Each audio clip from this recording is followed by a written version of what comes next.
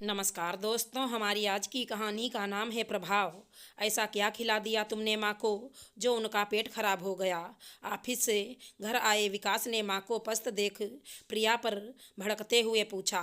सासू माँ भी चुपचाप लेटी हुई थी, मुंह से एक शब्द ना निकाल रही थी। प्रिया नमक चीनी का घोल लेकर जल्दी जल्दी आ रही थी और कमरे से प्रिया का हाथ पकड़कर खींचते हुए अपने कमरे में ले गया। प्रिया माँ हमेशा तो यहाँ रहती नहीं हैं, कुछ दिनों के लिए ही आती हैं। गांव में उनका खान पान रहन सहन सब सादा है और तुम अपनी ऊट पटांग चीज़ें माँ को खिलाकर बीमार कर देती हो ताकि वो यहाँ नहीं आए। दूसरे कमरे में बच्चे आपस में कानाफूसी कर रहे थे, पर विकास के जोर से बोलने की वजह से सब डरे हुए थे। बोलती क्यों नहीं हो? ऐसा क्या खिला दिया माँ को जो उनका पेट खराब हो गया? प्रिया के हाथ से गिलास ले माँ को पानी पिलाया। सही कह रहा हूँ ना? ये सास है ना तुम्हारी, इसलिए परवाह नहीं करती हो। अपनी माँ होती तो बहुत परवाह करती। सब समझ रहा हूँ तुम्हारे इरादे को। विकास माँ की तबीयत खराब देख बिफर पड़ा था और अनाप शनाप बोल रहा था। हो गया तुम्हारा बोलना या और कुछ बाकी है? जल्दी से वो भी उगल दो। प्रिया भी आपा खोते हुए बोली।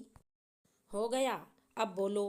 प्रिया की आवाज़ से उसे लग गया कि वो गलती कर रहा है उस पर चिल्लाकर। आज बच्चे प्रिया आगे कुछ कहती उससे पहले दोनों बच्चे दरवाज़ा खटखटाने लगे। आ जाओ, जैसे ही विकास ने कहा, दोनों आकर प्रिया के पास खड़े हो गए। क्या हुआ? तुम दोनों तो पढ़ाई कर रहे थे ना, फिर यहाँ क्या करने आ गए? विकास तल्ख तेवर में बोला। पापा आप घर आते दादी की हालत देख मम्मा पर गुस्सा करने लगे, पर एक बार भी ना तो ठीक से पूछा ना दादी ने मुंह खोला। सच सुनना है आपको या मम्मी पर गुस्सा करना, ये सोच लो पहले। हम अब बच्चे नहीं रहे पापा। आप इस तरह बात बात पर मम्मी को डांटते रहते हो, ये देखकर हमें ज़रा भी अच्छा नहीं लगता। ये हमारी माँ हैं, जैसे दादी आपकी माँ। बड़ी बेटी नीरू ने विकास से कहा।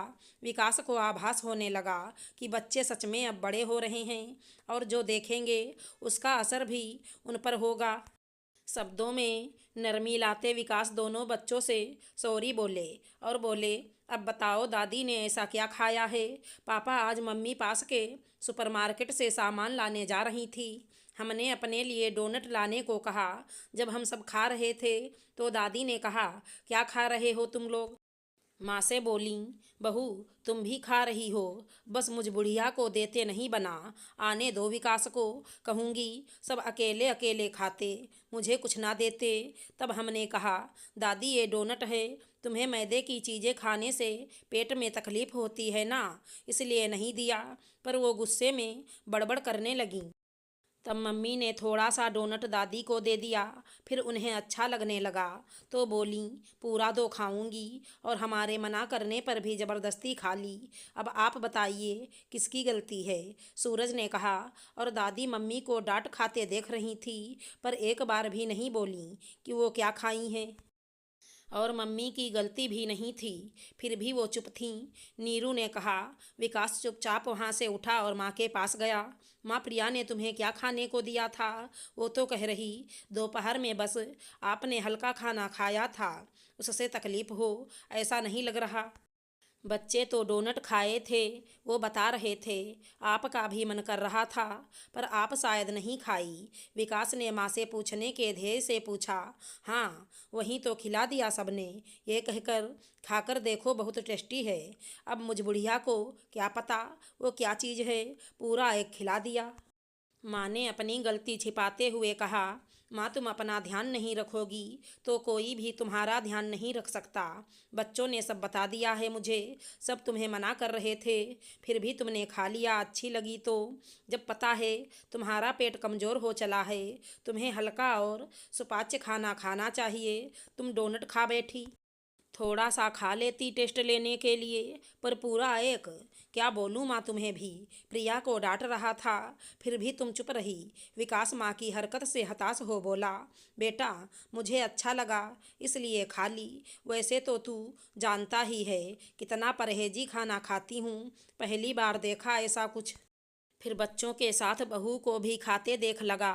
ये बच्चे ही नहीं, बड़े भी खाते हैं। कब तक मुंह पर ताला लगा कर रखूं, तू ही बता।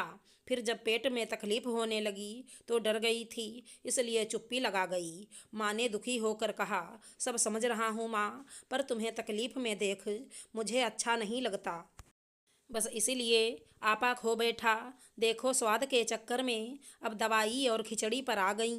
मन कर रहा तो बस थोड़ा खा लो, पर ऐसे पेट को नुकसान कर खाने का क्या मतलब। माँ को कहे दवाई देकर विकास वहाँ से उठकर प्रिया के पास गया और माफ़ी मांगी। अब से बच्चों के सामने अपने व्यवहार पर कंट्रोल करना होगा। जब भी आपा खोने लगूंगा तुम मुझे संभाल लेना। मैं भी नहीं चाहता मेरे बच्चों पर इसका कोई दुष्प्रभाव पड़े। विकास ने प्रिया का हाथ पकड़कर कहा। प्रिया समझ रही थी विकास माँ से बहुत ज़्यादा लगाव रखते और ऐसे में वो गुस्सा स्वाभाविक है। और आज उसके बच्चों ने भी तो वही किया। अपनी माँ पर बेवजह गुस्सा करते देख पापा के सामने जा माँ की तरफदारी कर बैठे। आशा करती हूँ हमारी कहानी अच्छी लगी होगी। धन्यवाद दोस्तों।